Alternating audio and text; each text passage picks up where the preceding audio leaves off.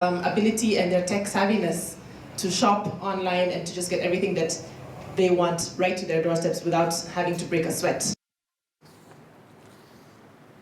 25 years ago, when the first refugees from South Sudan streamed into Kakuma, it was on the premise that they would find a safe haven, food and shelter. They, however, arrived with nothing to their names and no means of economic development whatsoever, and were dependent on non-governmental organizations for everything. Today, however, that has since changed. A Village Savings and Loan Association movement, or VSLA, has taken hold and is now providing economic freedom, not just for refugees, but for some of the impoverished local populace as well. Peter Wakaba with more from Kakuma in Turkana County.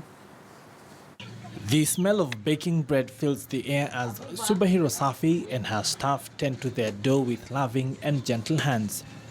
They knead and beat the dough before cutting it out and rolling out the desired shapes.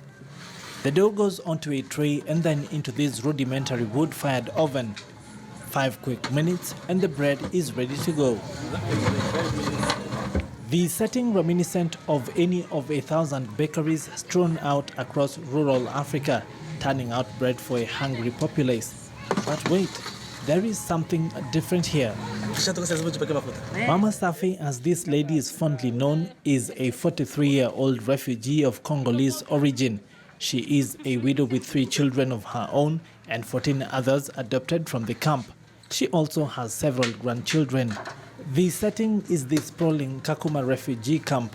Mama Saffy fled from conflict in her home to arrive here in 2011 with just the clothes on her back. Aki nilikata mpaka matumaini ya kuishi, lakini kuna watu walinielekeza, kuna kampuni inasaidia wakimbizi, nilienda wakanifikisha hapo. Wakati ilikuwa ni Hilda ndiye anafanya, akanifanyisha interview, akaangalia tu hali yangu gisi nilikuwa ni mzaifu, mgonjwa, alinianzisha na shilingi 5,000. Today she and her staff are working hard to fill an order from bread from a nearby school.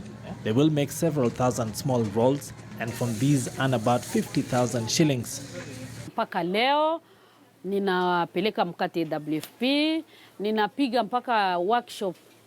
Kuna makampuni LWF, kuna wakati inaniita, tuko na mastafu, napiga chakula. Chai inaniita, naenda napiga chakula. Aki hali yangu si mbaya. Mama Saffy is part of what can be termed a new breed of refugee, one that has chosen to gain economic independence and stop being dependent on the NGOs which run the camp for everything. She now runs several businesses, including one that is focused on embroidery with a Congolese touch. Her wares selling as far away as Australia. She says she owes it all to the Village Savings and Loan concept, an initiative of the Lutheran World Federation LWF under the Sustainable Livelihood Sector Program. LWF is the longest serving and biggest implementing partner for the United Nations High Commission for Refugees in Kakuma. We had intentions to make sure that these people are self-reliant, that they are not going to sit back because of their vulnerability to wait for aid only. The Sustainable Livelihood Sector Program under LWF has greatly contributed to the reduction of poverty in Turkana West Sub-County. The VSLA concept works by bringing together members who in this case are either refugees or from the local Turkana community to pool their savings, which are then disbursed as small loans to members. It is a method of collective financial development that is having an increasingly major impact on financial independence and inclusion in Kakuma.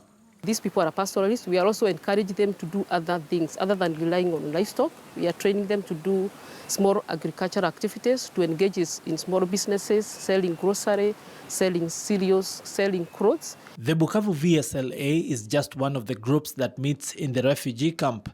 The group's leader says it is a concept that has made a world of difference for its members. Hii kikundi kweli naweza nikapenda kiendelea hata kidumu kwa nani zote hizi kabisa, watu wakuwe nayo, sababu inatusaidia sana kabisa. Na hata ile watu wakiwa wakilialia, leo nilie, kesho nilie, unakuta sahi kabisa ile kulia ya watu si sana. Helen Lipo is a livelihoods officer with LWF. She says that the main objective of the program is to enable vulnerable groups in the camp and those in the host community to achieve sufficient and sustainable livelihoods. VSLA is a small bank initiated at the community level, which serves the most vulnerable people in the community. The Sustainable Livelihood sector is one of the programs under LWF that has greatly contributed to the reduction of poverty in Turkana West Sub-County. The main objective is to enable vulnerable groups in the camp and those in the host community to achieve sufficient and sustainable livelihoods. Since inception, the VSLA has helped members mobilize millions in shares. In fact, some of the individual village micro-savings groups already have over 1 million shillings in savings and shares. Peter Okaba, KTN.